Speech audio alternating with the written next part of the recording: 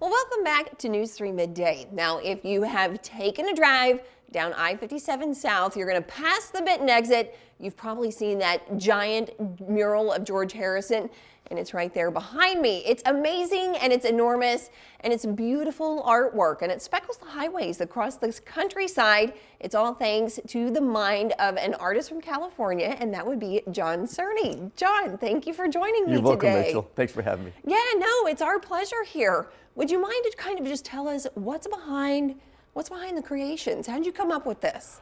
Well, basically, I got my art degree. How do you make a living as an artist? It's not a guarantee. Right. So, but I thought the best thing to do is to let people see my work, and that meant working publicly. I asked farmers if I could paint their barns. I painted scenes on barns for free. Okay. And that got me work in the mural business commercially. So that's my start. But you don't only do it commercially. Would you mind to kind of tell our audience, how does this work? So you pick and choose, you do some by commission. How's that work, John? Yeah, the commissions fuel my fun work, the ones that I give away. The George Harrison was a freebie. Yeah. I had heard a story on Sirius XM radio about the first Beatle to come to America. I didn't know that. I was a Beatles fan. Yep. I said, that needs a mural. So I contacted the city of Benton. Yep. And all I asked for, here's a free mural to commemorate one of your favorite sons, George Harrison. Will you pay my travel expenses? That's all I ask. I don't think a lot. It took me probably about 5 or 6 weeks to paint, and I drive out and put it up. Well, it's hard to tell too. So whenever you look at it here, you are not getting the grand size of these things. How tall, just for instance, is George? Well, George is 16 foot tall, and the girls are about 8 feet tall. Yeah. So unless I'm standing next to it, they just look like nice little paintings. But if it's meant to be next to a freeway, I need to go really big. Sometimes I'm in a small town, I could be maybe 12 foot tall. Depends on the traffic. Okay. Well, let's talk about, so there's a wide variety of these. Can you name off some of your favorites?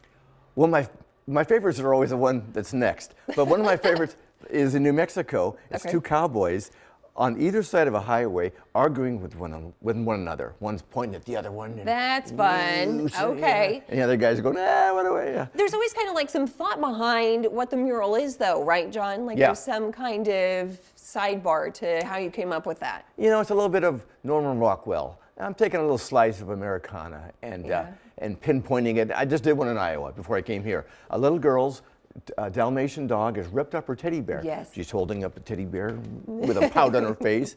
It's not something you expect to see in a cornfield. Right. But I think it has to be at least interesting. What throws you off a little bit, so yeah. Well, we've got like 15 seconds left, John. Do you care? I know that's not much time.